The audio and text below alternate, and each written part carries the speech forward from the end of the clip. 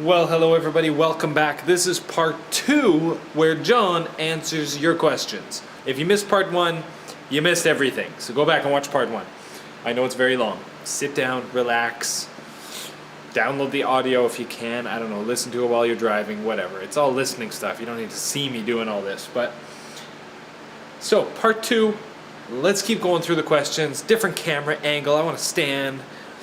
You might be able to see Eric in the background at some point, I don't know. Alright, let's get right into it. Next question, we got about 1/3 of the way through them last time.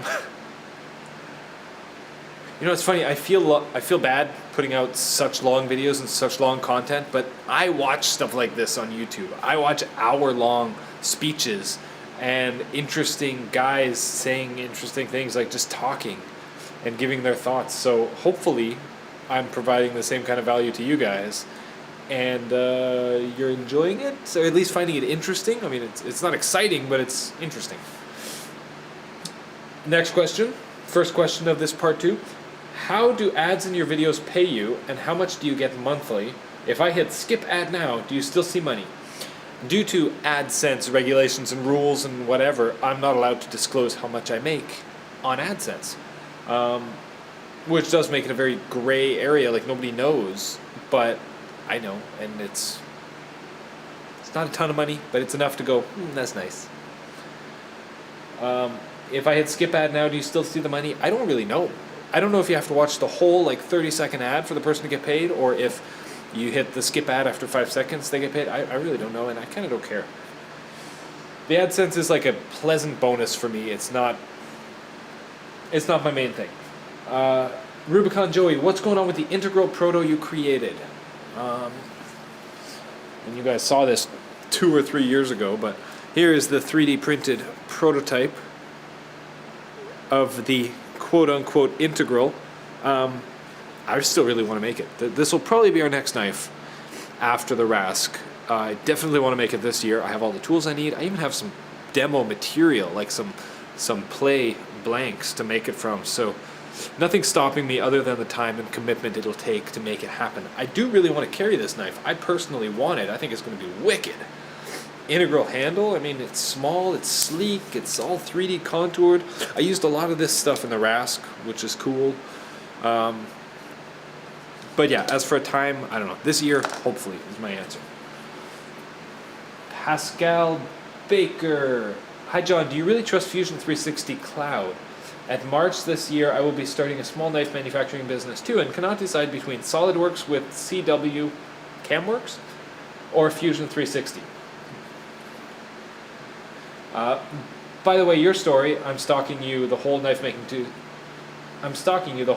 Tuesday story and the older Volvo vids pushed me so much to make the decision to go the knife maker way. Thank you very much. I want to give back to the knife making story in broken English from Germany. Not as a competitor. My knives are totally different to yours as a knife maker community guy. Best regards from Germany, Pascal. P.S. I miss your garage. Good sounding guy from there. Looking forward to seeing videos from you, Pascal.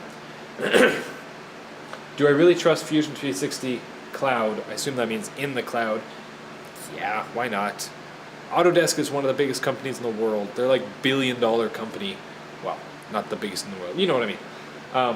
It is a huge company, and they see the benefit of cloud, and I'm finding huge benefit to cloud because I have the same files on my computer, on Eric's computer, on my PC at home, and I do use that a lot. For all my SolidWorks stuff and every other file that I have to share, I'm using Google Drive to share everything, and that's working very well. So all my files are referenced directly off of Google Drive. Works great, save it here, it uploads to the cloud, it's on my other computer. I know the cloud is kind of scary if you're not into it yet, but I'm finding huge benefit to it. I mean, these are not like missile launch codes that are actually dangerous in the wrong hands. You know, I personally don't fear of anybody hacking my account and stealing my knife design, because like I said in part 1, even if I give somebody my design or tell them everything about how to do everything, who's going to actually do it? And even if they can pull it off, it's still not made by me, so it's not my product. And even if they can make an okay product, they have no brand to actually sell them. I mean, you guys who are buying a knife, you're buying it from me and from Eric, and you're buying our story, you're buying us. I mean, if China rips off the Norseman and floods the market with it, I think they'll be obvious enough that there were knockoffs, which would be a shame, but what am I going to do about it? I can't do anything about it, so.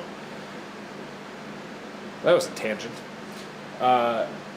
Very proud of you for starting a knife making business. I mean, I'm not telling you guys to be entrepreneurs. Being entrepreneurs is the hot thing right now. It's not for everybody, but it is definitely for me. And if you're starting to see a lot of similarities with what I'm doing, you know, business-wise, lifestyle-wise, whatever, and what other guys are doing, you gotta think about what you really want in life. It's hard. It's long.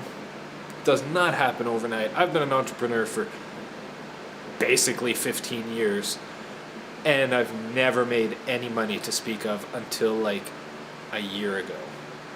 That's for real. And now all the money I'm making went into this. My wife has been pretty good about socking away some money. Not much, but you know what we can. But literally all of our money goes to the shop and to growing the business. We have no savings. We're renting a house right now. You know, we have some savings, but not much. You know, it's other people are all about the money, pay off your house, pay off all your cars, blah, blah, blah. I drive a 20-year-old car, cost me $500 when I first got it, put some money into it, but another tangent, wow. Yeah, I'm looking forward to seeing your videos. Bo CL, when will the Norseman be available on your website again? As I said before in the part 1, knives are going up now. We're trying to make a steady stream of Norseman, like a small stream, maybe 5 a week, that we will put on the website. And that keeps cash flow for us, which is good because all these rasks are paid pre-orders. So honestly, we're not going to see more money from the rasks for 200 plus knives, which is a big deal. I mean, we already spent it all. And doing pre-orders and taking money up front is a dangerous road. I knew this going into it. I've seen it happen to other guys. I've done it myself in the past, so I have some experience doing it. Taking money for a pre-order is a dangerous road. I felt confident doing it this time. I knew that my customers would feel comfortable trusting me with it, and it did work out very well. I mean, but it's been 9 months. I'm just at the tail end of my timeline that I told everybody, 6 to 9 months. So I'm slacking a little bit. I'm behind, but it does do what you need it to do. It gives you cash flow up front if you can manage your money well, and if you can do it within the timeline estimated. I mean, that's what Kickstarter is all about. Here's all the money up front. Go make the product, ship it when you say you will. But it can be dangerous. It's tough, and it's getting tight for us now, which is why we need to get Norseman out the door to keep a little bit of cash flow until we get all these rasks out the door, and then we're rolling. And then we have processes dialed in, and we got knives going out the door, and things are going to be awesome in a few months. So we got a hard few months ahead of us, but I'm super duper excited to get rocking on that. Can you show, Linus says, can you show the first knife you ever made? Absolutely. I actually brought it. It was at home. Technically, this is the first knife I ever made. The only button lock I ever made too. It didn't work, so I gave up on button locks. As you can see, it's a Norseman. Not too different from number 200 that I'm carrying in my pocket. You know, you see slight differences, but essentially it is the birth of the Norseman. Aluminum handles, because that's what I was comfortable with at the time. 304 stainless steel blade, which is not good for a knife, but it's what I could buy at the metal store, so that's what I got. It is on bearings, so it's quite smooth, but it has a little bit of detent, but no lockup, and it's just garbage. The second knife that I made, however, is getting much closer. This is our diamond pattern, which I obviously designed back then, and we still use this pattern. It's still awesome. This has an RWL 34 blade. It flips, it locks up. Far from ideal, but it is quite smooth. Flips impressive for my very first good knife ever. And it says 1 of 2 prototype on the blade. number 2 never actually happened, so it's really just one of one. I put the date on it, which now looking back on it was a fantastic idea. 03, 06, 12, so 2012. I can have this forever, and I know, okay, 2012 is when I started knives. Well, when I made my first knife. Summer of 2011 is when I got into knives. So this is my first good knife. Like, I carried this for a while. And then my first official knife, this is number 1 Norseman, number 001. And this thing's awesome. I still carry it every now and then. It's, it's far from perfect, but it is better than a lot of the custom knives out there that you see. And this is the first good one that I made. I have number 1. Eric has number 2, which actually happens to be on my desk right here. He got the honeycomb, I got the diamond. And his is working great too. It was smoother yesterday. Eric and I have this magic effect of changing each other's knives just by whoever holds it. I don't know, it's weird. Yeah, so there's my number 1. And then I also have, this is number 100. I put wood inlays in it. Love this knife, polished RWL blade. So I have that one. And then I have my number 200, which I showed already. And that's my knife collection. I have no other custom knives from other people. Brad Southard, it's time. Let's do a trade, buddy. Yeah, literally this here is my knife collection. Whoa, they're gonna fall. Anyway, Benchmade Spyderco, Benchmade Spyderco, Swiss Army knife. That's it.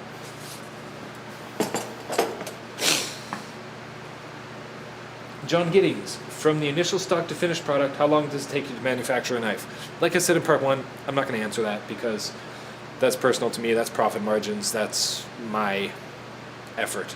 That being said, like I said in the first video, all the work is in the setup, the design, the CAD, the cam, the fixturing, the everything. That takes forever for me because I'm very slow and methodical. Other guys like John Saunders are much quicker at cam. They're like, bam, bam, just get the stuff out the door. That's not me. I take my time. I do it exactly the way I want it to do. The amount of time I put into the design of a knife compared to the time it takes to manufacture a knife is probably 1,000 to 1. So that offsets the time. Number 2, he says, well, what part gave you the most CAD problems to figure out? That's a good question. My big thing is leveraging technology. That's why I use CNC machining, because I think it's freaking awesome. There's a lot of haters out there that are like, you're not a knife maker because you don't grind yourself, whatever, but that's not who I am. I don't want to be a grind guy. That's what everybody else does, and that's cool, but that's not for me. I'm standing out, doing my own thing. I love CNC. So why wouldn't I make a knife doing it that way? But biggest thing is probably getting all the tolerances just dialed so that what is in CAD comes off the machine. If there's any variances in the machine, I have to know that. I have to account for it. The Tormach is accurate, but not crazy accurate. The Mori is crazy accurate. It is confirming beliefs that I once held or questions that I had. Can you make a knife come off the machine that flips perfectly and locks up perfectly first try? I could not do that on the Tormach. I can do that on the Mori. I'm so happy that I can do that because that just saves a lot of time and it's more accurate and more repeatable. That being said, I worked it into the process on the Tormach that I knew it couldn't make a knife that flips and locks up perfectly repeatably every time, so I built in some buffer. A few thou that I'd have to cut and tweak and recut and tweak to dial everything in. On the Mori, it's kind of sharing like insider secrets, but I can have parts come off the machine that are perfect, and I put a D10 ball in it, flatten it, assemble the knife, and holy crap, it's good. That's amazing. But that cost me $150,000. So, there you go. Hope that answers that. David Queen says, I'd like to know more about your new mill, which I just talked about. I know what a Makino PS95 costs, but I've never seen the prices for a Mori. You up to speed on it yet? Have you run lights out? Is it new? I'm guessing you love it. I'll never be able to get one like it, but maybe someday I can have a Tormach. Never say never. Had I asked myself 6 years ago when I had my little X2 and my Grizzly lathe if I would ever spend this much on a machine, I would have been like, you're nuts. I've never seen that much money in my life. I mean, honestly, this year we probably brought in more money than every year in my life combined. Gross. Like, that is awesome. Business is going great. I still have no money to my name because it's all here. But next year, or this 2016, is going to be fantastic. So to answer your questions, I'd like to know more about the new mill. Coincidentally, the Makino PS95 was I'll call it my first choice. And I only say that because that was the one I knew the most about when I started thinking about big machines, because I saw it at a few tool shows, did my research, they sound awesome. I knew the price of it. I think the price was $120,000 US, and they have one in stock in Toronto, and I know a guy that works there, not that I could get a discount or anything, but we'd talked before and I knew about it. So April 2015, I went to a tool show and I'm like, can't wait to see that Makino, and my mind starts getting going, and I look at the Makino and he ran a demo part for me and I'm like, oh my goodness, I might need this in my life. How can I make it happen? Went home, figured it out, didn't sleep for 2 days, 3 days, and figured out a way to make it happen. And then I started doing some research and figuring out that the Makino was maybe not the best choice for me. Some people said that the control is older than it should be. The control is like the computer, the brain that does everything. That their bigger horizontal machines have an awesome control, but the PS95 is a little weak. I don't know. And then I found other stuff. Came across the Mori. It sounded awesome. I did a lot of research, like a month or two solid of what machine to buy. More about the new mill. It's a 40 by 20 horsepower spindle, chip conveyor. It's prepped for through spindle coolant. Doesn't have it. Cost me about $150,000 all in. That's with like full probing package, chip conveyor, tooling package, shipping to get here. That's to my door pricing. It's like with anything. You see the sticker price, and then the actual price to get it to your location is a lot more. Am I up to speed on it yet? Absolutely. I feel very comfortable with the machine. The first few months were a little rocky because I was scared of it. I didn't want to break anything. I wanted to take it slow and steady. So we made stuff, but we didn't make a lot of progress. But slow and steady, I'm really happy with the way that I did it. I took it slow, I guess, but... have I run it lights out? I've walked away, but I haven't gone home. I've gone and gotten lunch and come back, and I'm like, yeah, it's still running, sweet. I think my longest run ever is 3 hours. I made 42 pocket clips, something like that, and that was really cool. But except for that one run, I think my longest run is like half an hour. It's a fast machine, but I'm not doing big runs yet. I definitely want to do lights out machining. I definitely want to turn it on when I go home and come back in the morning and parts are shiny. So that is a goal of mine. We're going to work towards that. That being said, I'm trying to get away from huge batch work, so it's a toss-up, right? Yeah, and someday you'll have a Tormach or something better. You start small, figure out what you need to do, grow from there, ask people, ask me. Everybody's different. Dr. Jonsson, what are your tips on building your own CNC machine? Will you ever make knives cheaper than $100? And do you have any experience with CNC before you started your knife business? Yes, no, and yes. Any tips on building your own CNC machine? Couple quick tips. I don't want to take too much time on it. I started with a Grizzly X2, which is a $500 desktop milling machine. Weighs like 100 pounds or 200 pounds or something. Tiny little thing. The plan from the beginning was to convert it to CNC. So I got like little stepper motors and made brackets, and there were plans online I bought for $50 or something. This was 2008. I actually did my lathe first, converted my lathe first, but like same components and everything. So the mill was 500. I probably spent a good $1,000 on parts, but I was broke as heck at the time. Like, I had no money. Spending $20 on an end mill was like, oh my gosh, how am I going to afford that?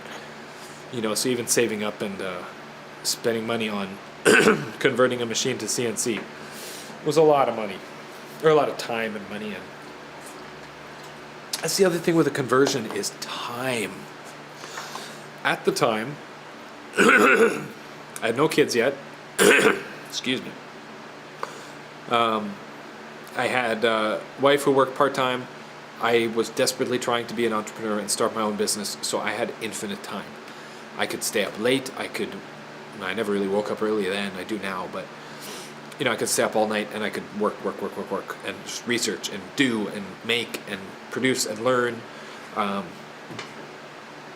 Making your own machines takes forever. Just be prepared for that. Don't think you can do it in weekends, because it'll take you 6 months. I machined all the brackets myself. That being said, nowadays the accessibility of everything is so much better. You can get kits on eBay. There were kits at the time, but they were like $2,500, and it's way too much money. You can get kits on eBay with the brackets and stuff for a lot cheaper nowadays, making the process a lot easier. There are guys converting slightly bigger machines, like the RF45 or IH45, something like that. It's like a baby Tormach, I guess. And that's a much better machine, like rigidity-wise. But when you come down to it, like Tormach came out with their 440 for $5,000. That's a pretty stellar deal if you value your time, if you have no time to do your own conversion. If you have infinite time, by all means, it's a fun experience. I enjoyed the process. It was so cool, like making the steppers move and do exactly what I told them to do and all that stuff. And knowing that I built it and made all the brackets and all that was cool. But if I were to do it again, I can't afford to build a machine. I don't have the time anymore. Time is very, very, very valuable to me now. I think the Tormach 440 is going to crush the market. I think everybody with a 3D printer is going to want the Tormach 440 as their next step up, because it's more than a desk. It's like a benchtop milling machine, not a desktop. So see what your time is worth to you as far as converting machines. I've even recently, I can't stop thinking about it every now and then, about building my own machine. Like, how could I build, now that I have the Mori, I know what a good machine is, like a really good machine. How can I build something with quality components that cost me a lot less money than buying like a baby Mori? If I want a little engraving machine this big, how can I make one really, really good? And there's guys doing it on CNC Zone. There's project threads where guys are making completely from scratch, like the castings or the weldments of the base, and fill it with epoxy and concrete and all that stuff. There's guys doing it, so do your research, but just know it is a buttload of work. And if your goal is to make money, that's not the way to do it. You're better off borrowing $5,000 and buying a Tormach and paying it off. Like, if you could borrow $10,000 from the bank, from your cousin, from your grandma, from anything, like if you have a business plan, even if it's rough, like an idea, and you have a product idea and you start getting some customers ahead of time, and you borrow $10,000, or you kickstarted a good idea, if you're able to pull it off, then you're making money, like within months. You plow through Fusion 360, learn how to do it. You have one product you need to make. If you're making your own machine, you have like 50 brackets you need to make. That's a lot of different SKUs, a lot of different part numbers to make. If your goal is to make the most awesome GoPro mount in the world, and you put it up on Kickstarter and it goes crazy and you make $100,000, you buy whatever machine you want and you take however, you hardcore like learn how to make this one part, and you're done. Like that's the way to do business. Like I said earlier, taking money up front is dangerous, but the way I did it takes forever. I don't regret it. I'm very honored the way I did it, but time. Back then, I clearly remember like, oh, I have time for that. I have infinite time. And now it's ridiculous to even think like that. I cannot think like that. Time is so valuable to me right now. Yet I still get distracted and dick around with projects that I shouldn't be doing. But anyway, moving on. Any experience with CNC before I started with knives? Yeah, I got my little Grizzly mill 2008, 2007 or 8 or whatever, converted them to CNC, and I didn't find knives till 2011. So I already had like 3 years of self-taught CNC learning. By the way, I didn't go to university. I didn't go to college. I didn't go to classes. I didn't have a mentorship. I didn't apprentice anywhere. I didn't even have a friend who had a CNC mill and taught me machining. I taught it all to myself. I learned on YouTube. I did it. I figured it out. That's me. I'm a self-learner. I absolutely love researching things that I'm passionate about. I can stay up for weeks, just late nights, doing that nonstop. And I've always been like that. I mean, I clearly remember, like, I've got this story that I'll try to get to at some point about it all started when I was 11 years old, but I remember pouring through catalogs and just trying to learn as much as I can, even then. So, yes. How did you come up with your pricing strategy? Honestly, I came into knives in 2011. I knew that other knives, Chris Reeves 425-ish, Hinderers 475, whatever they were, custom knife guys were going anywhere between 500 and 1,000. There's my pricing strategy. I wanted to make a titanium, high-end steel, high-end knife, so all of a sudden I have a price range. If I were to like cost it out and look at all the parts and be like, well, my labor is worth X amount and the parts cost this amount, then it would be a totally different number. But when there's a market that already has an established pricing strategy, it just becomes a matter of, well, do I be nice to everybody and only charge $500 versus all these other new makers that are charging $800 and not making a good product? How about I come in with a really great product, different because it's CNC machine, and only charge $500 for it, and then that really worked for me. I mean, everybody was telling me, everybody who was into the product told me how low pricing spectrum I was, like how low, you know what I mean? And I stuck with that, and even still guys are telling me that that's incredible value for a $500 knife. We're jacking it up a little bit. It used to be $450 when I started. The first, 50 knives or whatever were $450 base price. We jacked it up to $500, kept it there. We've got a few additions, little things we're adding standard, like probably ceramic bearings will be standard and stuff. So we'll probably come up to a $550 base price, but I don't see that changing. On the Norseman, anyway, the Rask is a bit more because there's a lot more 3D machining in it. So that's my pricing strategy. You got to fit in the market. And it's tough. Some people like to charge high and then they have to sell less product, but it's a tougher sell. So just be careful of that. Powered by Pies says, how proud is your dad with what you have achieved? He looked like a proud one when you were moving into the new shop. My dad is awesome. He got me started on this entrepreneurial journey. He taught me just through osmosis, like, that you can work from home. And he's extremely proud. He needs to come to the shop more. Papa, I know you're watching this. You need to come just hang out. I'll put you to work. We can do stuff together. I think he's very proud. And I'm proud to have him as a dad. Thank you. What else? Jim Cassidy. That sounds familiar. Are you a customer? I think you might be a customer. James Cassidy? Any tips for an avid do-it-yourselfer, at least when it comes to woodworking, looking to try out metalworking, specifically an attempt at a knife? This is for those who maybe can spare some money on tools, but can't quite justify buying a small CNC mill. Well, buying a CNC mill, even if it's a starter model. Just to see if we like the work, i.e. tips for someone not looking to make this their primary job, but for a fun hobby when the kids are asleep or away for the weekend. Thanks, John Merrick.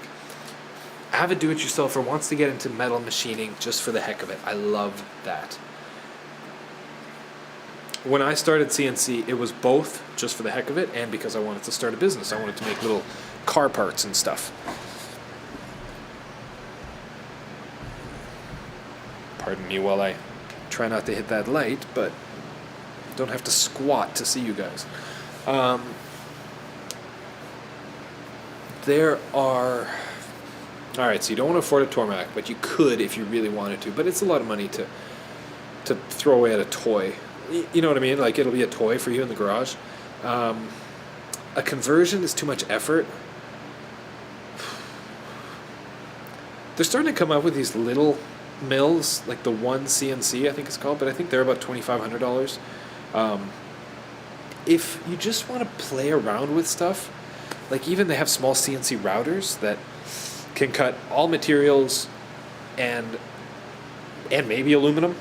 They're smaller machines, they're a lot cheaper components, but they can still make intricate, cool stuff. I'd probably look into that. I mean, to get a half-decent hobby CNC machine, you can't really expect to pay less than $2,500 for it, unless you're going to completely build it yourself, and that takes forever. So, yeah, I think you're going to have to spend a little bit of money if you want to play with CNC, but not a lot, or not a lot of time like you used to. I would, for you, I want to say stay away from like a really old industrial machine that you might be able to get for a few grand. It's too much machine and it's too much hassle. And you can't just like put it somewhere and be like, I didn't like that. Take it away. So I don't know, maybe try to find a used small router, CNC router, or that, look into the One CNC, I forget what it's called. Look into that. Or man up and get a Tormach 440 and have a lot of fun with it. Grussing Custom Knives. Say hi to Eric in the back.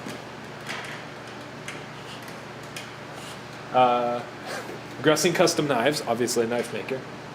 Has you ever ground a knife on a grinder? Have you ever ground a knife on a grinder is what he means. The answer to that is no. I have never ground a blade on a grinder. I've made 500 plus knives, and I haven't ground a knife. I don't really care. I don't give a damn. Eric hasn't even done it either. He's played with it, and he wants to. I don't really want to. I'm curious what it's like, but I'm changing the way it can be done. I mean, I found a way to make amazing knives that doesn't involve grinding them. I made 200 plus knives, and we didn't even have a grinder yet. Like, we just did everything with a Scotch-Brite. Eric spent a lot of time Scotch-Briting. So, no, I've never ground a knife on a grinder, and I don't really care. Herbstone, being an architect, you mentioned building your dream house. I'm curious to know what you envisioned. Good question. I happened to read this with my wife last night. I have more business vision. My wife has more family future house vision, and I share that with her. But I can freely say that her vision is my vision, and her vision is we want to build a straw bale house out in the country. I want to have a nice barn, like an old looking barn, but all modern and cool inside. Not modern, but nice. Where I can play and have all this stuff. Whether this business stays here and I build my own like shack house, or whether all of our business moves to my house, I don't know, whatever. That's long term. But I mean, we're hoping to make some good money and build a house within the next 3 years. So yeah, we want to build a nice cottagey house out in the country and live a quaint, beautiful life and travel and do what we want to do. I don't know what the business is going to do in 5-10 years. We'll see. That's where paths start to merge. Like, one day Eric's going to meet someone and have his own path. His own path is maybe going to go different. I don't know what's going to happen, but for now, we're going to crush it and we're going to do what we got to do and we're going to save our money. Brian CNC, seen your comments before. John, for your Q&A, what has been your biggest challenge in your transition from your home shop to a proper facility? And I don't necessarily mean the small things, but the ones that that one overall most difficult part of the transition. Thanks for the new videos. Looking forward to the Q&A. My biggest challenge from the home to the...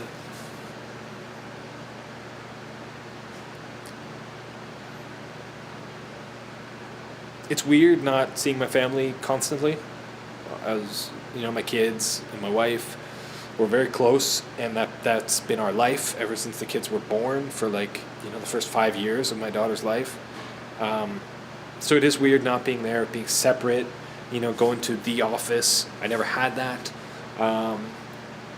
That's weird, but we're getting comfortable with it, I guess. It's been about 5 or 6 months. You know, I come home and it's like, Daddy's home, yay! And then I can be offline and play with my kids and have fun. So the separation is kind of working for us, but it's also kind of weird. I thought the commute would suck, but I actually kind of like the commute. It's like a 12-minute drive or so. Listen to some podcasts on the way, or just think or plan the day or whatever, and then drive home. I get to decompress, and traffic's usually not too bad, so I don't mind the commute so much. I thought I would hate a commute, but it's a low traffic, 12-minute drive. That's not so bad. So I don't know. I hope that answers your question. The other biggest thing is, you know, my wife is a silent partner in the business. Oops, not silent anymore.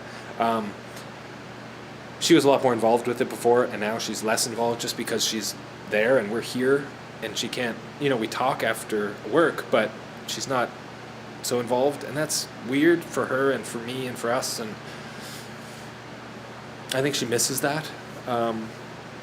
So there's that, and there's been some adjusting, but I think we're getting the hang of it now, and things are great.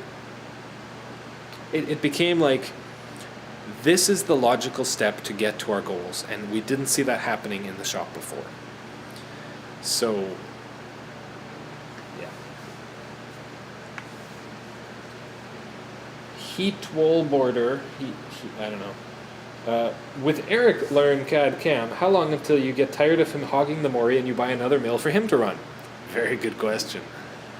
My second choice, or actually at the time it was my first choice, was the Brother Speedio 700 SX 700, something like that. Amazingly fast machine. Smaller, half the weight of the Mori, smaller table, quite a bit faster. Less tools, smaller tool holders. You know, there's pluses and minuses. If I had lots of money and we had more flow and more workflow and we needed another mill, like right now, I would go out and buy a Brother Speedio. But at the moment, we have 3 machines that aren't even running and haven't run all day, except for a little bit this morning. I had the Tormach going. So we do not need another machine right now. Once we're at capacity, then things change, but I don't know. It is funny that we're hogging, like we're fighting each other for the mill sometimes. Forrest Purser, what CAD type program setup would you recommend for someone like me who has no experience? I would like to start learning and designing in hopes of purchasing a small CNC mill in the future.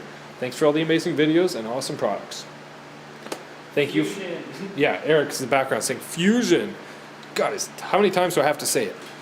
It's free for like students and anybody making less than $100,000 a year. Free for a CAD CAM package, 3-axis. It's like crazy. And when you are a real business like us, making more than $100,000 a year, it's $300 a year. Are you kidding me? That's nothing. That's no money. Like, I don't care about $300 a year anymore. I do, but you know what I mean? It's no money. It's stupid. It's a no-brainer. And it's a fantastic program, and it's constantly getting better, and they're improving it like weekly. We see a little notification update, like new version, and then there's a video that goes with it, like a 10-minute video. 2 guys are like, hey, let me show you the new updates with Fusion 360, and it's cool stuff, like thermal stress, bendy, cool stuff, and I don't know, it's nuts. Fusion is amazing. Download it right now, or after this video, and just start playing with it. It's going to take you a long time to play with it and figure out what's going on, but watch the tutorials. My buddy John Saunders is doing his Fusion Friday tutorials. The information's out there. And my tip for guys who want to learn CNC or learn CAD CAM is like, oh look, here's an object. Design this. The curve, the latch, the thingy, like make it work. Okay, design your cell phone. Design a GoPro. Pick up crap around your desk and just make it in CAD, because otherwise you're just looking at a screen and you're like, oh, I can do a square. Oh, look, I can make a donut. It's like pointless. If you apply it to something, Like, make a tape measure. This would be complicated to make. I would have a hard time, you know, making it. It would take a while to make this, but it's a good challenge, and it teaches you stuff. So that is my advice for that. The Hollow Box says, what is it like moving from a small machine to the Mori? Excellent question. What are the changes? Is it only more horsepower and faster rapids, or was there lots more you could do? You want to help with this one, or you want to join me on some of these questions? That'd be fun. Sure. Because, like, you ran the Tormach when I said, here, push go. And Yeah. you did all the fixturing and, like, stuff. Yeah. But now you're, like, into the Mori. Yeah. What do you see as different? Like, I know everything about these machines. Eric is learning as we go. It's a lot faster. It's crazy fast. Yeah. 100 inches per minute, 1,400 inches per minute. But there's something, I don't know, I just trust it, you know. It's, as it's faster, you know, it stops and starts a lot faster too, so it's a lot more precise, where the Tormach kind of winds up and winds down a little bit. The Mori's just like go and stop, and Falcor's hitting the camera. Yep. I don't know. I like the controller a lot. It's very simple. It does just what you need it to do. Although PathPilot is turning out to be quite nice too. Yeah, I mean, I'm a huge Tormach fan. I don't want to knock Tormach at all, but Mach 3 sucked. Like, I'm not afraid to say. They're moving away from Mach 3, so I'm allowed to say it now, but that was my biggest headache with the Tormach, period. And just as I'm thinking about getting a new machine, they come up with PathPilot, and I'm like, huh, that changes things, but okay. Yeah. Anyway, differences, I mean, surface finishes are crazy better. Yeah. I don't want to insult Tormach, but it's 10 times cheaper. So put that into perspective. We made 500 amazing knives with it that required so much more hand finishing Yeah. and more tolerance, like tweaking. Yeah. And I don't think the Mori does 10 times the finish No. than the Tormach. You know, it's not that much better. It's just more precise and more rigid. You know? Although, you know, if you really broke it down on a microscopic scale, it probably is 10 times better finish. Maybe. I don't know, it's a lot better. Be interesting to get that actually measured and tested. And things like just repeatability and consistency. It remembers the position of everything. You don't have to home it. Yeah. You just turn it on and go. Yeah, that's really nice. You start the, you know, same program you ran yesterday, and you don't have to do anything. You just turn it on and hit go. It's a lot more trustable. And Yeah. all of this knowledge about the Tormach comes from Mach 3. I haven't used it much with PathPilot, which is seriously better controller. I didn't trust Mach 3 most of the time. It was stupid. So, I don't know. Okay, like physical machine stuff. We're loving the orange vices with the carved smart jaws. Those are fantastic. Yeah, it makes things really easy. But that's like, you could put that on the Tormach easy. 30 tools in the tool changer is awesome. It gets to the point where it's been full for a while and we're like, oh, we have to put another tool in. What are we going to take out? I like all these tools. Exactly. But that's another thing about being able to just start it in the morning and hit go, is that all the tools are there. Like for 4 different jobs, we have all the right tools. And that was planned from the beginning. Like that was a big reason I got this instead of the 21 tool brother. This has 30 tools. Yeah. But I mean, the construction of it is crazy. Like all the steel is 3 times thicker than the Tormach steel. Yeah. You can climb on top of it and jump on the roof, and you close the door and it just goes like thud. Yeah. And just everything about it is so much better. Okay, what was your actual question? What's it like moving from the small machine to the Tormach to the Mori? What's the changes? Is it only more horsepower and faster rapids, or is there lots more you could do? I mean, the horsepower is a lot more, but for making knives, we're not really utilizing it too much. I can stall out the Tormach making knives, and on the Mori it just doesn't care. So it is completely overkill for what we're trying to do. But that's kind of what we do. So, and it's going to last in this condition for 20 years. Yeah. And it gives us the option to do whatever the hell we want, Yeah. whenever we want. Yeah. which is sort of open-ended and a little wasteful of the space and size of it, but It is. it's there. And like I said, we're going to have it for 20 years. It's going to be amazing. Yeah. So it was kind of what one machine could we buy that would do anything we want to do? Yeah. That was it. All right, let me think of one more thing as to why it's better. Because I know you guys looking at Tormach's like wondering, why is it so much better? Why would I do that? It's just, it's not one thing, it's everything. Everything is that much better, and combined, it's a hugely better package. Like I said earlier, we can have knives come off the machine with perfect surface finishes, so they need very little hand work around the outsides. Mm-hmm. And then the blades look better, and the tolerances work better, and everything is just, it is what it's supposed to be. And we have to spend a lot of money to make that happen. So yeah, that's that. I hope that helps. Foxwell, would you still be machining if you hadn't developed a love of knives? Probably. But I might have been living in a cardboard box. Steve Neagle says, any plans for a small knife, maybe a sub 2-inch blade? I have actually been thinking about that. Eric doesn't know about it. But like, it's just a little baby thing. Maybe not a frame lock, a little lock back or some sort of cool thing. I don't know. It'd be neat. I am Canadian, so are you. Can I buy your knives using Canadian dollars? See, the funny thing about that is the exchange rate nowadays sucks for Canadians. Except for us, because we're charging in American dollars. And a couple of years ago, back when it was par, which means a dollar is a dollar in either currency, I used to go back and forth. Like, I don't care, pay in Canadian, pay in American, whatever.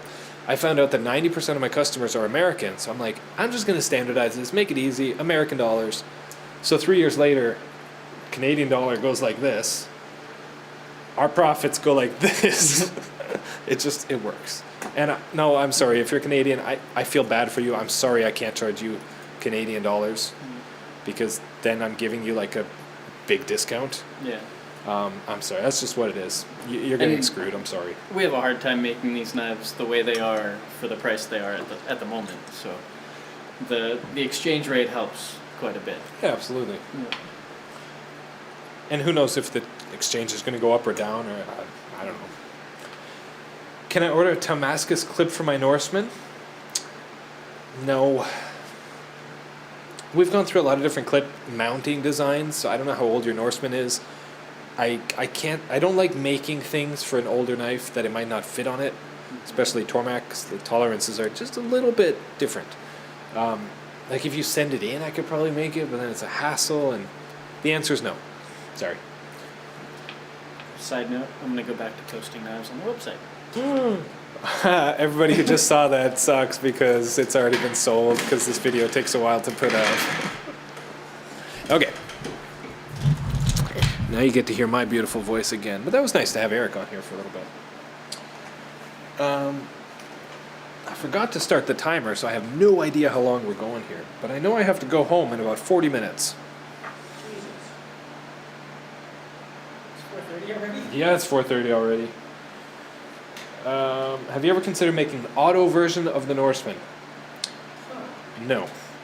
I've had people ask me if it's an automatic, like a switchblade kind of spring-assisted knife. Even yesterday, a guy asked me, and I'm like, nope, just kinetic energy, ball bearings on the inside, precise tolerances. It feels like an automatic knife. It fires out like an automatic knife.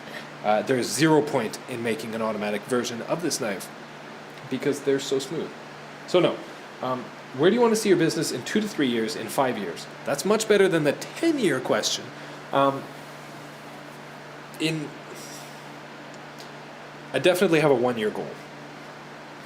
I might have a 3-year vision. After that, it gets very muddy because a lot of things could happen. Eric could meet I don't know, some French girl and move to France. I don't know what's going to happen. But this year, 2016, what matters right now is we are getting knives out the door. I want the Mori to be running 8 hours a day. I want to be able to turn it on when I go home and have it run all night, doing something. Maybe it's not knives. Maybe it's that $50 item I talked about from the first video. I want to see a profit this year. I want to end the year with money in my pocket. And maybe that makes me sound greedy and capitalistic, but hey, I'm a businessman. We have to make money too. I have goals.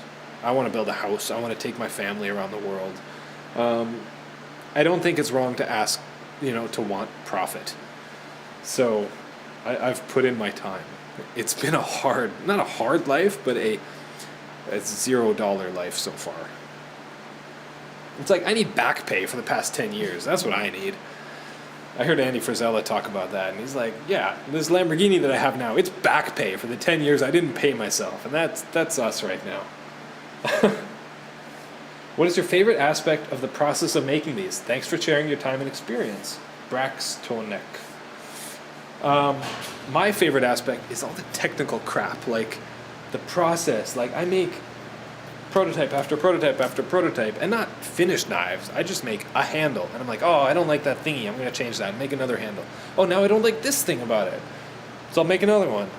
And it's not till I have perfect parts all over that I actually put it together. And then I go, oh, that's wrong. And then I change it again. Like that's what I like about it. Eric and I were just talking about this. What is your favorite aspect of it? For me, it's the nitpicky detail crap that I love. And for Eric, I think it's the get it done, which I think if we hone into our own self-interest, like our own personal strengths, we should be able to meet right at the certain point. Like I love the R&D and I love getting it to production. I don't like doing the production. Eric does like doing the production, and he loves all the sharpening and the running all the tumbler and the anodizing and finishing knives and bringing it from parts to a finished knife. That's what he loves to do, and he loves the work and the busyness. He likes to come in and know exactly what to do. I like to come in and figure it out. So, yeah, I think those are our things, and luckily we're opposite enough that, a lot of times we butt heads about stuff like that, but I think we're finding a balance where I can be like, up to here, and then he can go to here. Are you still using baking soda when anodizing? Good memory. I think I only mentioned that once. Still using baking soda? Yeah, love it. That was mentioned by Colin, Toxic Fab or Rad Knives on Instagram. I hope he doesn't mind that I shared that, but whatever. It's awesome. It's like, I've used sulfuric acid before. We've used, what else? Something else. Like TSP. Oh, yeah. Borax. And they all kind of work. Baking soda is like the most inert thing in the world, and it's awesome. It works great. So, yes. Fairly clean. Yeah.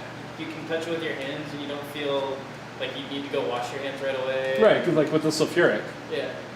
Or even with the TSP or borax, like you soapy feeling. And right. Baking soda is just like, oh, it's baking soda. It spilled a bit. I don't care. So yes, I don't know what mixture. It's like a spoonful for every this much water. It doesn't matter. My odes. It's hard saying names sometimes. Like it's great names. Boxers or briefs. I'm a boxers guy. You still boxer briefs? Boxer briefs. Yeah. James Cantrip. Apologies, but in any AMA, what? But in any AMA, this question is required. Oh, that must be a business thing. I don't know what AMA means. What's an AMA? I don't know. Look it up. He's like, capital AMA. This question is required. Would you rather fight 100 duck-sized horses or one horse-sized duck? Now, I happened to see this question before, so it's not a surprise to me. But it is hilarious.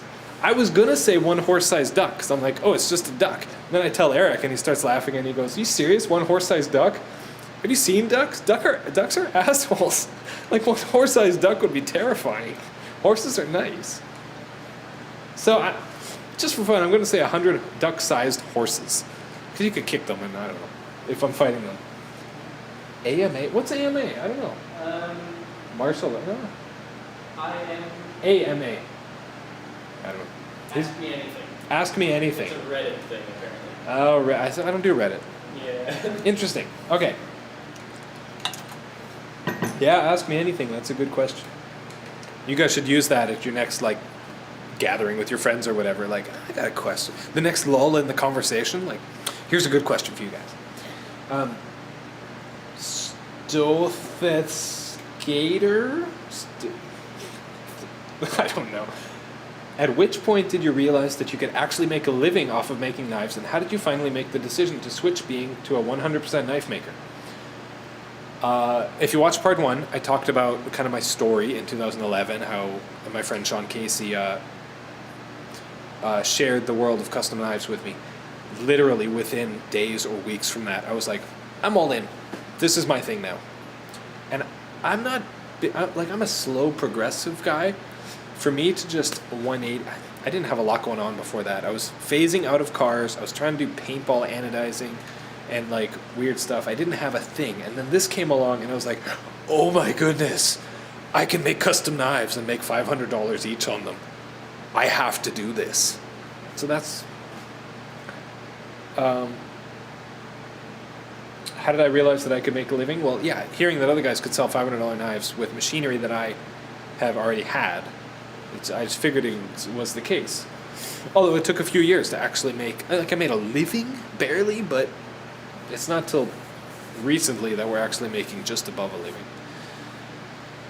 Why did you not go to the newer DMG Mori control? Why did you go for the Fanta control rather than the new Silos? Oh, DMG, dang autocorrect.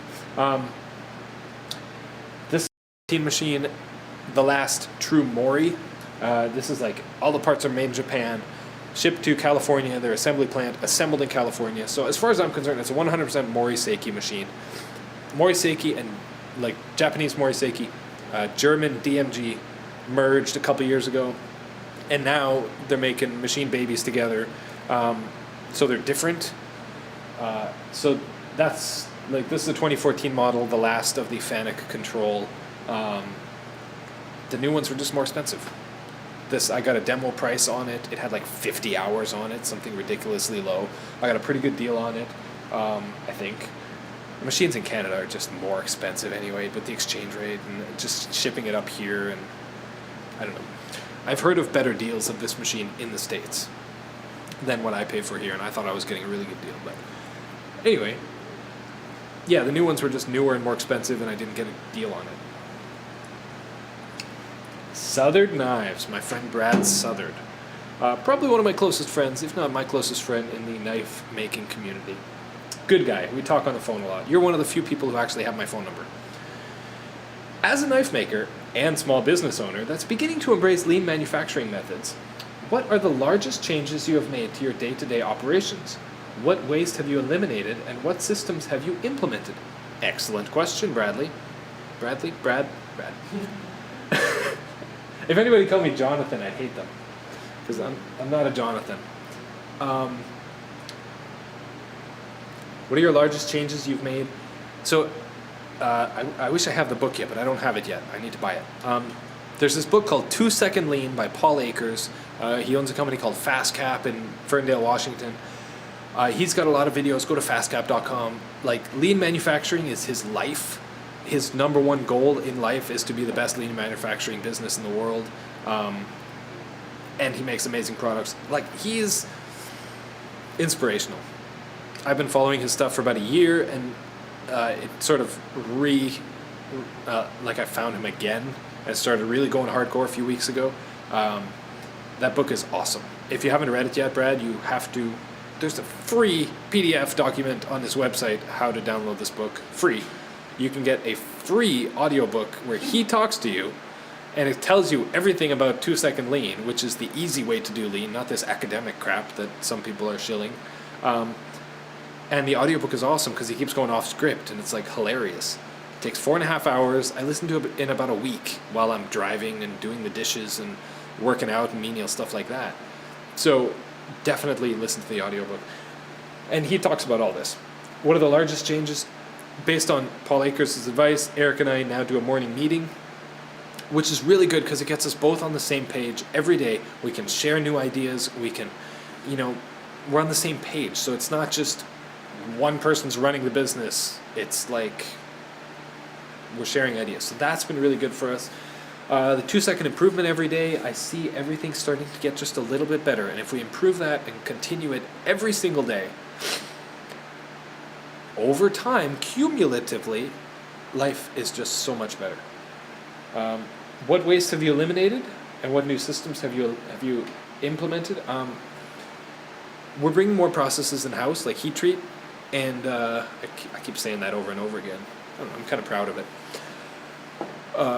For those of you who don't know, Brad, I call Brad for heat treat advice. So he's my guy for that. Once you understand the 8 deadly wastes that Paul Akers will tell you all about, once you understand them to your core, you see waste everywhere, like in every process. I see it now with what we're doing, probably with the way I'm delivering this to you guys. And seeing those 8 wastes and understanding them and applying to your life is probably the biggest thing you can do. So we've got a sign printed off on the front of the Mori right there, the 8 deadly wastes. Let's see if I can get them now. Overproduction, transportation, inventory, defects, motion, weighting, wasted human potential, and there's one that I'm missing. I forget. But anyway, looking. Anyway. Overprocessing. So like all these things, you can apply it to almost any thing that we're doing. Overprocessing, like, oh, one machine didn't make it good enough, so we have to make it better. We have to overprocess it every single time. If you eliminate that, you eliminate time. And you're still ending up with a same product or better with less time, more profit in your pocket. Things are good. Have you managed to film with the Mori's doors open yet? If so, how did you rig it up? I don't think there's anything actually illegal about what we did, but we don't have OSHA in Canada. Yeah, we do have OSHA, but we're not signed up for it yet because we're brothers and we don't have like employees. If we do hire somebody, we have to go all legit and what's it called, workers comp, and there's something else. But like if people came by and inspected, they would not be happy with the machine. So there's this little sensor thing that goes into a sensor thing that doesn't let you open the door if it's running. If you unbolt that and shove it in the sensor thing, you can open the door all you want. So we've had it like that for a few weeks now, and it's great. It's a little tricky because you got to take the thing out every now and then, like to take out tools and stuff. But yes, we can film with the door open. It's quite nice to be able to machine with the door open sometimes. I mean, coolant goes everywhere, so you turn the coolant off first. But it's also kind of dangerous. It's a big, scary machine. And even when it does tool changes, I like to kind of close the door just to shield myself, just in case. George Merkel sounds... Oh, I know George Merkel. I think, yeah. Do you have another... No, I don't know. Do you have another job, or do you do knife making full-time? What other kind of jobs have you had? As I said in part 1 and in this video, I've had a job for a month when I was 15 years old, and that's it. Eric's had a lot more jobs, but I have been full-time knife making since I started knife making in 2011. As far as making an income, it took a long time to do that, but yeah, I've explained that one already. What influenced the unique shape of the Norseman blade? That's fascinating. If you go back to Knife Making Tuesdays week number 1, I made 4 tiny little blades, about this big. And I'm just like, okay, I'm going to design a knife, figure out how to do it. I don't know what shape to make it, so I'm going to Google images and find knife designs, find ones that I like. And the actual Norseman shape is based on a picture that I found in 2011 of an Anso knife. Jens Anso is a Danish knife maker. He was famous then, he's more famous now. So it's actually based off an Anso. It's completely different, but that's where I got the idea from. With the sweeping, the recurve, the tanto, modified tanto, whatever. That's where the design came from. So I made 4 of these tiny little blades and machined them all on my little X2 milling machine. And I was like, holy cow, I'm making blades, this is cool. And one of them was a Norseman, and I asked, the 50 subscribers or whatever I had on my YouTube channel at the time. And that one was the most interesting, and it was the coolest. Everything else looked like other people's knives. This was different. This was cool. So that's where it came from, and it's stuck, and I haven't been able to shake it, and I like it, and that's a Norseman. The Rask is a lot more conventional. Eric drew that up. Yeah. Big Chad 007. I have seen that name before. I got a question I've been dying to know about you, but I don't know if you want to answer it in the public. Let's see. Can I email it to you and you can decide whether privately or not? So he doesn't ask the question. I don't know. Long-time viewer, anodizing scales only on a homemade CNC days viewer. So for a long time he's been watching me. Well, you didn't ask your question, so I can't answer it. I'm sorry. Jim says, do you have a new shop dog? I thought I saw a tail wagging around the Mori. All right, do your dog thing. What dog thing? I don't know, do a trick or something. Make it move. All right, a field trip. There were a few dog questions, so let's do a little field trip here. So this is Falcor. Falcor. Sit. Never-ending story. Beg. How old is he? What is it?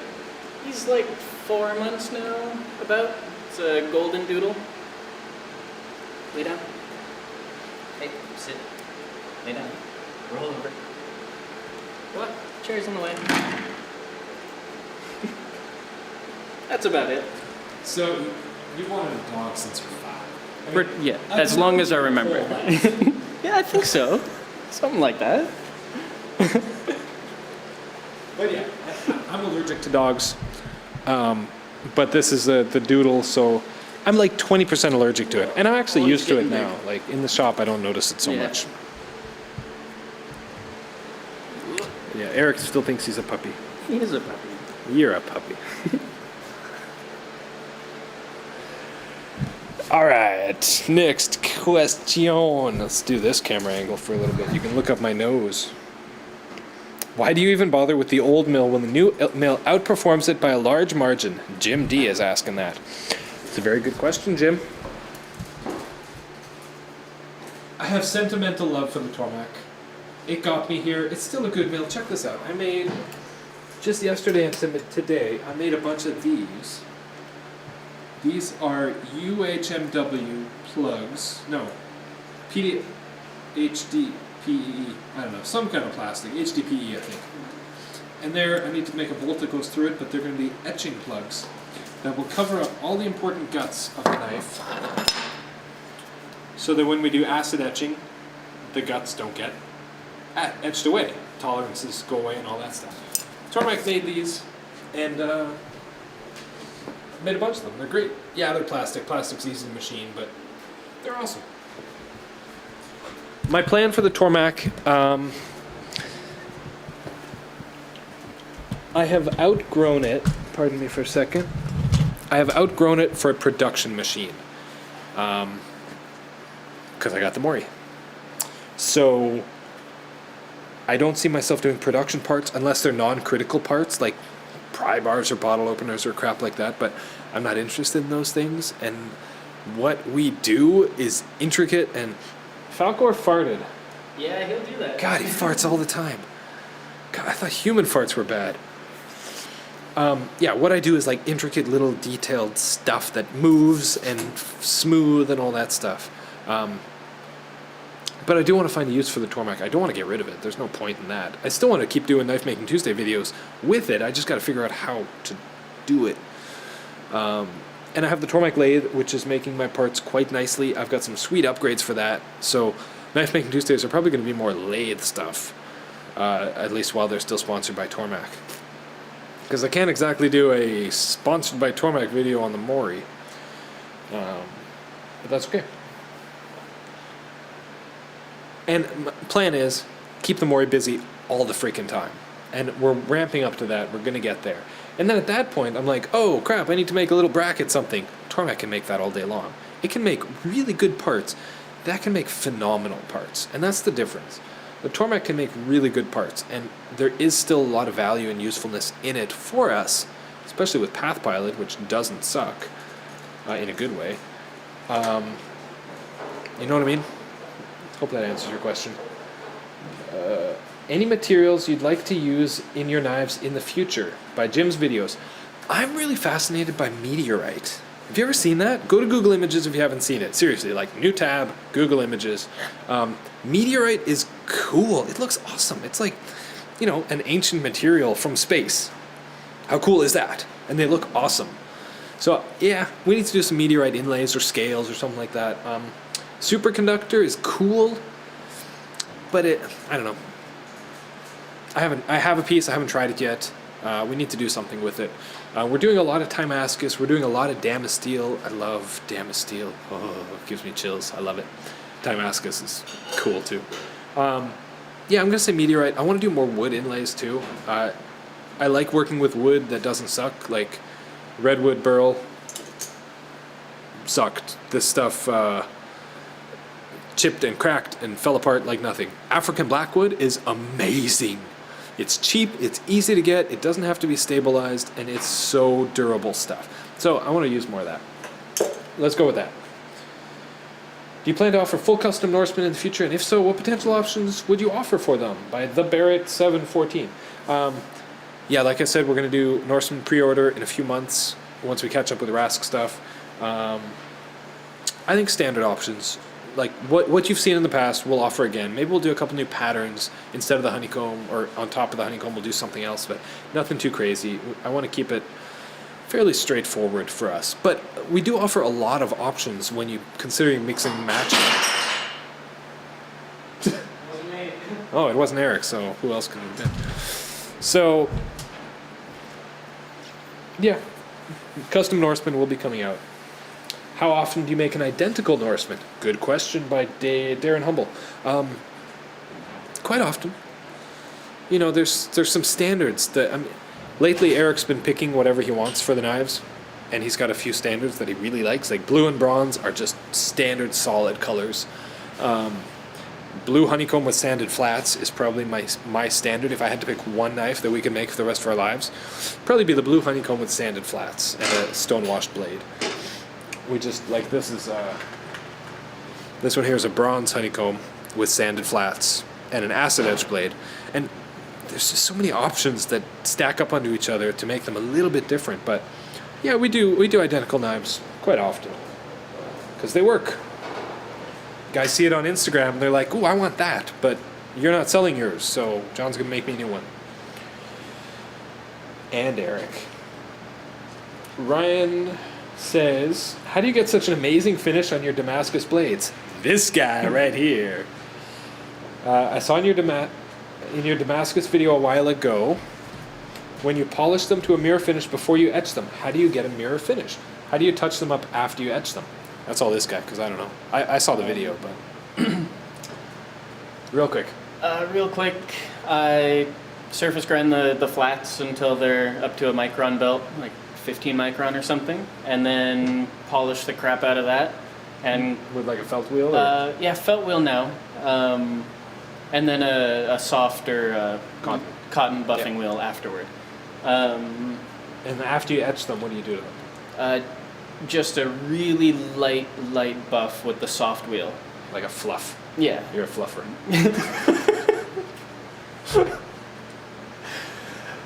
Next question. Yeah, anyway. Favorite food? I suck with favorites. I don't like to choose favorites. I don't have a favorite color. I don't have a favorite car. I don't have a favorite city. I like Thai food. I'm going to go with that. What about you? Ooh.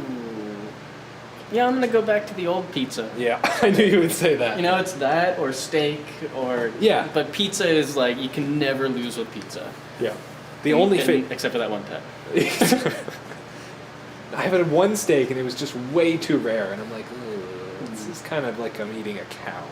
Like, it's not a steak anymore. Now it's a cow.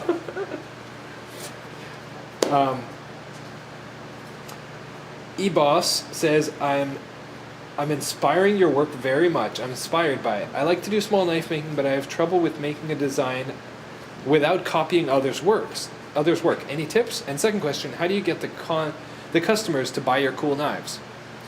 Greetings from Netherlands, I think he's saying. That's a good question. How do you make a new knife without copying everybody else? I'm going to let you guys in on a secret. I suck at designing. Eric has more artistic skill than I do, which is why he was able to sit down. I know, that's saying something. He was able to sit down with a pen and paper and draw out the Rask and a bunch of other cool designs.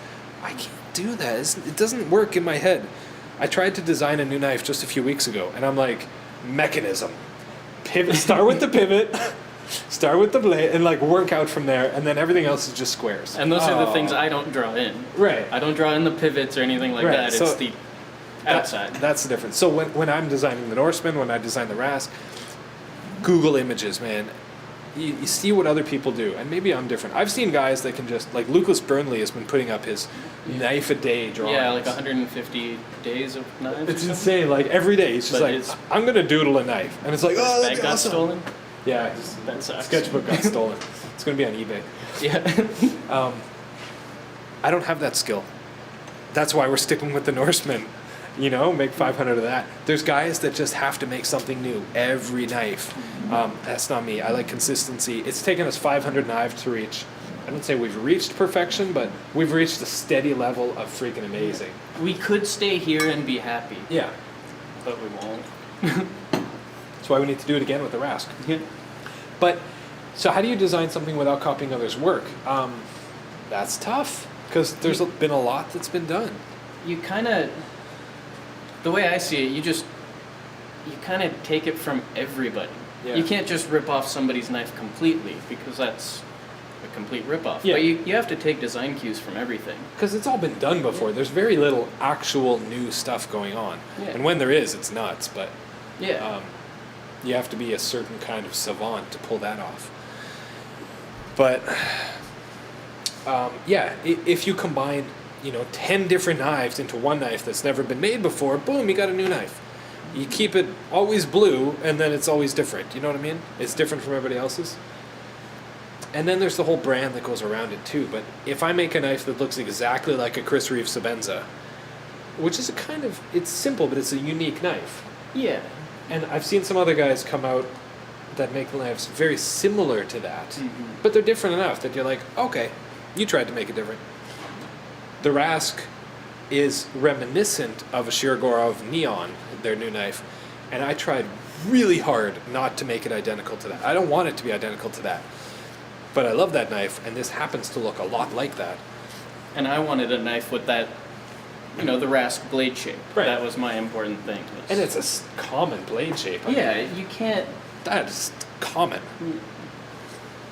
It's like you can't make that shape very much different than all the other ones. Right. Exactly that shape. The Norseman happens to be pretty unique. Yeah. However, something more conventional like that, it's super simple. So you just be careful. Don't outright copy people, but you can be inspired by them and just change a couple lines or put a swedge on it or Yeah. stand out. Don't piss people off. Be a man. Russell Peters. Yes. Let's move on. Do you have any plans on making lower cost knives? I've mentioned that before, so I'm going to say no. How many knives have you ground by hand with no CNC? 0. You? 0. 0. Also by Eric with a K. Nice. Nice. Brian Liu. Question mark. From the date of buying a knife to receiving, how long will it take? Question mark. This question has stopped me from buying your Norseman 3 times. LOL. Really want one. Like everything else, I don't like waiting. Well, if you don't like waiting, you got problems with us because we are the kings of making people wait. I don't like it, but it's fact. We're getting a lot faster, and we want to get knives out the door a lot faster. Yeah. I mean, the Rask customers, like the early customers, have been waiting for 9 months, and they will be getting their knives really soon, Very right? soon. Very soon. Let's say within 6 months, I want to get our business to the point where if you order a custom knife, you'll have it within a few weeks. That's a goal. And that's like, if we can get lean and get like one piece flow, Yeah. then somebody can place an order on Monday and like by Friday we'll have it done, kind of thing. Yeah. Like that's a goal that I want us to get close to. I don't know if it's going to happen. Well, And if we get We're more, working toward if it. we get more demand than we can possibly fill, then there's no way we can keep that time schedule. But right. we're working towards it. Well, then we might have to do limited custom orders, like do 5 customs a week or whatever. And then a bunch of standard stuff. Yeah. Yeah, sounds good. Dennis Cassidy. Hey, John, I know you were insanely busy, but I think it's really cool for you to take the time to do this Q&A. My question is, you are working on the Rask, and I would imagine in the future you will probably have even more designs you want to do. Will you always make the Norsemans, or are you going to move on from knife to knife? I want a Norseman so bad, it's perfect. IMO, in my opinion. It was love at first sight. I think we're going to make the Norseman for a long time. You? Yeah. Can't kill the firstborn. Done. I really like it, and guys really like it. It's unique, and it's cool, and it's us. It's like, Yeah. It's how people know us. yeah, like our Viking head logo is the Norseman. So why would we stop making his baby? Glass impressions, Q&A. When working with inlays, what's your favorite material to work with? Carbon fiber is awesome. African blackwood is my favorite wood. I haven't tried too many, but that's the only one that doesn't suck. I think the wood is favorite overall because it's not as gross as carbon fiber. Yeah. You don't have to mask up just to sand it. And Yeah, and those blackwood inlays. We've done one knife with blackwood inlays. I want to do 100. So yeah. What is the scariest, largest mess up of something you've worked on? Somebody else already asked that, so I'm going to skip it. What did you do before knife making? Already asked that, so I'm going to skip it. Matt Aylesworth says, how do you balance pre-orders with production? In that you aren't overreaching your ability to provide a product versus the ability to have cash on hand for production. I already talked about this a little bit. Kind of a weird question, but in this step, like that's what he says, kind of a weird question, but in this step I'm trying to figure out in my head as I begin to move from concept to production myself, what pitfalls to avoid and what to focus on. Like I said, pre-orders are tricky business. You have to be able to comfortably man up and fulfill, right? Because if you don't, you're going to be bit so hard and you're going to have so many angry customers. In the 9 months that we've had the Rasks on pre-order, I've had less than 5 people cancel their order. Most of them just need the money back. and that's understandable. I'm fine with that. If 50 people did that, I'd be screwed. But, 5 people, that's okay.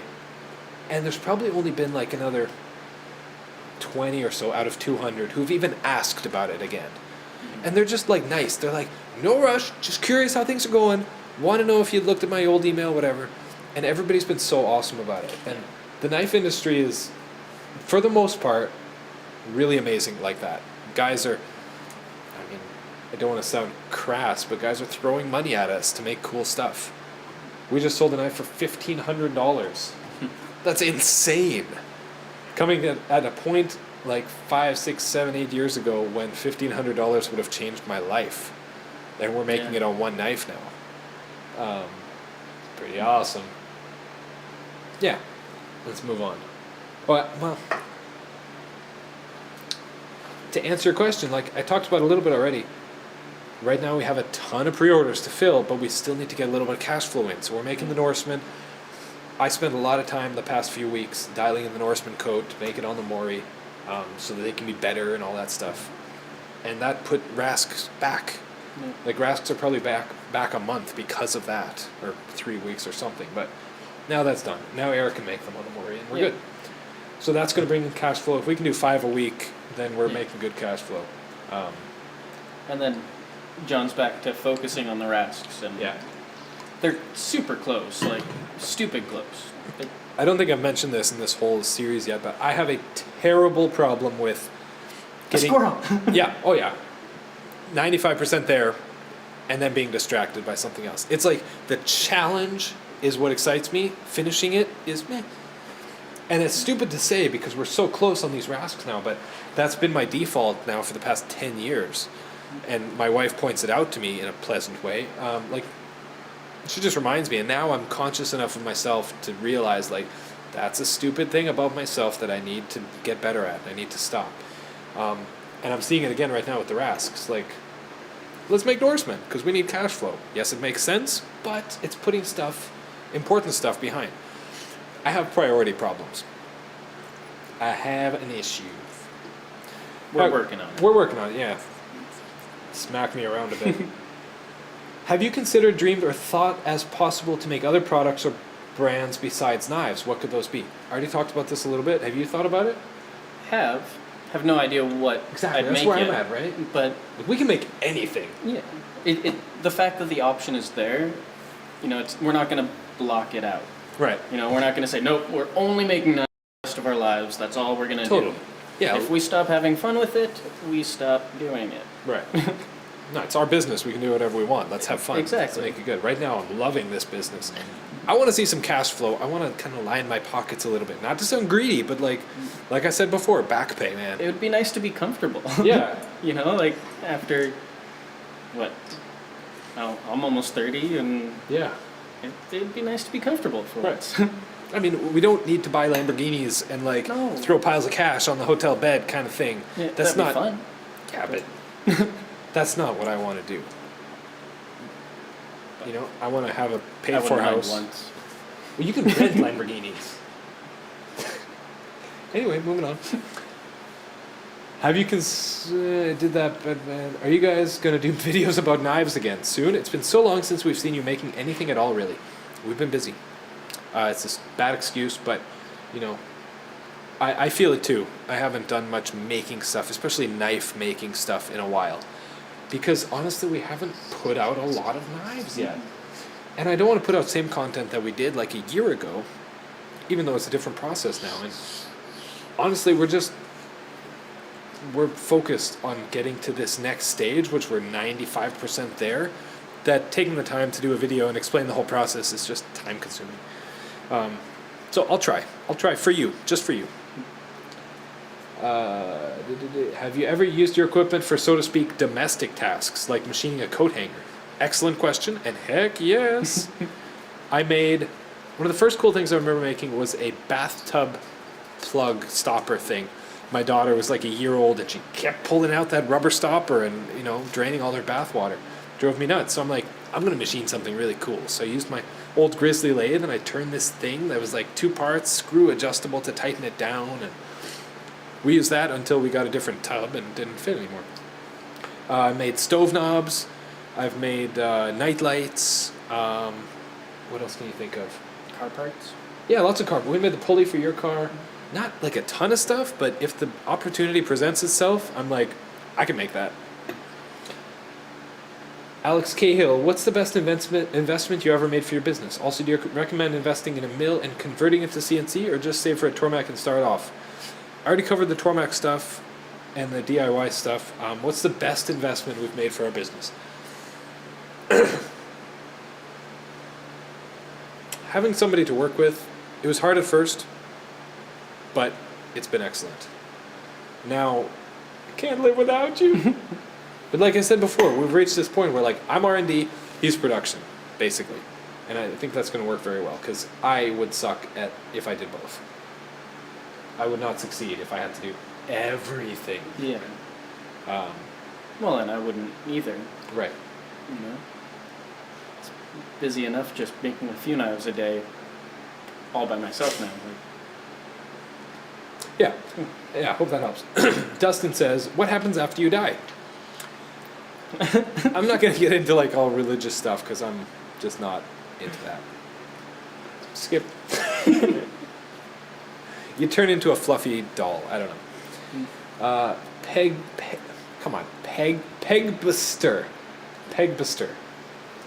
Have you ever thought about working with a major knife manufacturer like Zero Tolerance, Kershaw, Spyderco?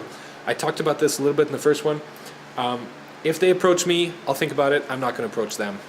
End of story. That's what I think anyway. I don't know if you agree, but... Yeah, about the same. Yeah.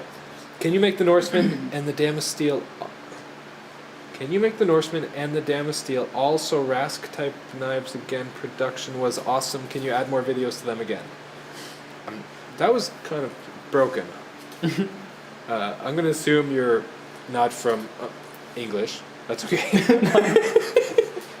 Can you make the Norseman and the Damascus steel all to Rask type knives again? I don't know what you're asking there. That's okay. Is manufacturing in Canada harder than in the USA? Is there too much red tape? I'm not big business. I'm a guy in my garage who's now a guy in our shop. We don't have red tape. I don't know. Nobody knows about us. Yeah. End of story. Yeah, I'm sure if we want to hire people and start getting into that, we might run into more issues. But as of right now, it doesn't seem any different. It doesn't affect us at the moment. Holinex says, worst injury in the shop? I had a metal splinter in my funny. thumb for like 2 weeks. And it's sad that that's like the worst injury, really. Well, it's but recent, but Yeah, I went to the store, got some Q-tip or some tweezers, really tiny ones, just to have in the shop. And Eric's like, yoink! Oh my god! This thing was like a 1/4 inch long. It was long, and I thought it was just so tiny because I couldn't see it. For 2 weeks, I was picking at it, looking at it. There was a little bump there, but you couldn't see anything. And you pull it out, and it's way deeper than I thought it was. Okay, that is really sad that that's our first answer. But we don't no, really get hurt. We're pretty safe. I mean, I have my couple Scotch-Brite buffing wheels that cut me up all the time, but it's so minor. I have a really bad thing.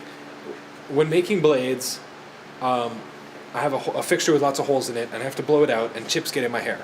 And then I usually try to blow out my hair with the air compressor, and I've got little kids, and I would try as hard as I could not to get chips into the house. But we were out at a store once, and I leaned over my son. He was like 6 months old or something, and a little chip fell into his eyeball. And it was in a store, and I was able to get it out, and no damage or anything. But like, that's scary stuff.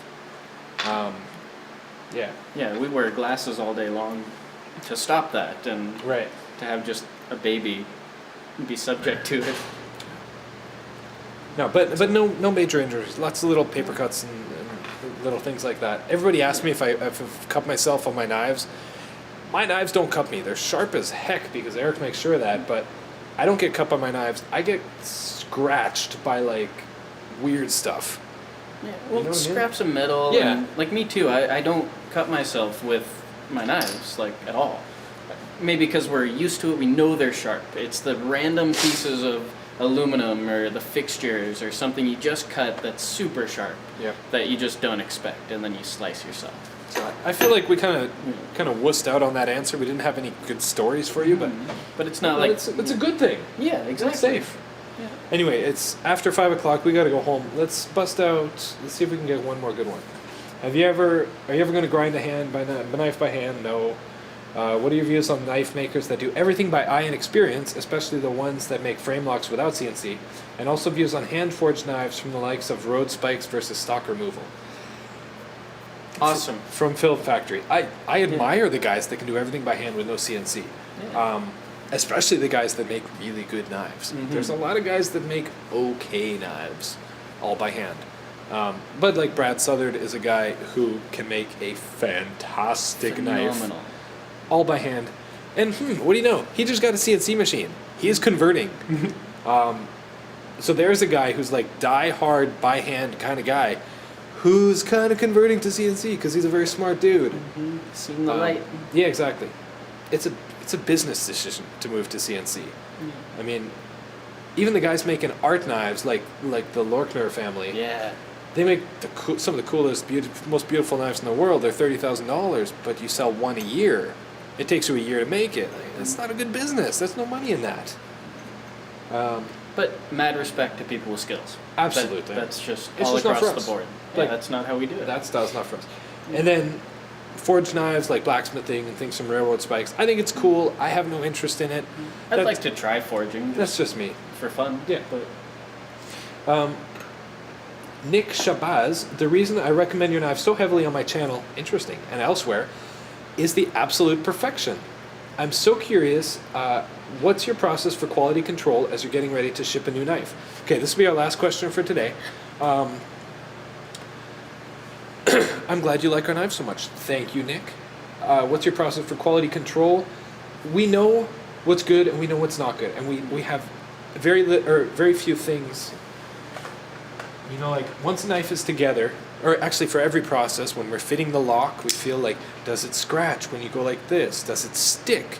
Does the detent have the exact perfect play? We look it up to the light every single time because there's cues that we know that tell us if it's going to be good or not. And we have this, this feel and sound, and the blade has to drop or else it's not smooth enough. All these things, right? Mm-hmm. That we've trained ourselves to know, and we teach each other if we learn new things about it. But we don't have a checklist and a solid quality control system before they go out the door, other than what we have and Right. just what we know. If somebody else was in charge of QC, which would be scary, Yeah. We just have to train them really good. And we Yeah. can do it, yeah. And we can make a list. Well, Should. put it this way, up until recently, like Eric and I work on the knives, I do like he does all the finishing work, I put it together, I fit the lock, fit the detent, make sure it's perfect, I did all the shipping and stuff. Eric's starting to do all that stuff now. Just recently, he finished up knives that I didn't even look at, which is probably the first time I've ever not touched a knife. Well, I touched it, but... Flip the two that are there. I know, you told me, you're like, no, they're clean. They're going to the customer. Don't touch them. I'm like, okay, I trust you. I know they're perfect. It still feels weird to not look at them and flip them and feel them, but his standards are the same as mine. We know what it has to be. So that's our QC. That was a long one. I got to go home now. I have a family to run. Thank you so much for watching. I've got less than a quarter left, maybe, of comments. We're getting there, guys. Plus the video at the top, so it's... Yeah. So, hopefully you guys are finding this interesting. I know some of you guys like long videos, so I really shouldn't be moaning about it. I find them interesting. And I think business is interesting, and life, and work, and fun stuff, and knives are awesome. Alright, my brain is shutting down now, so I will see you guys in the next video. Maybe tomorrow my voice will come back a little bit, and we'll do that last little bit. We'll plow through it. It's good to have Eric here for some of the video too. Alright guys, see you tomorrow. Thanks, bye.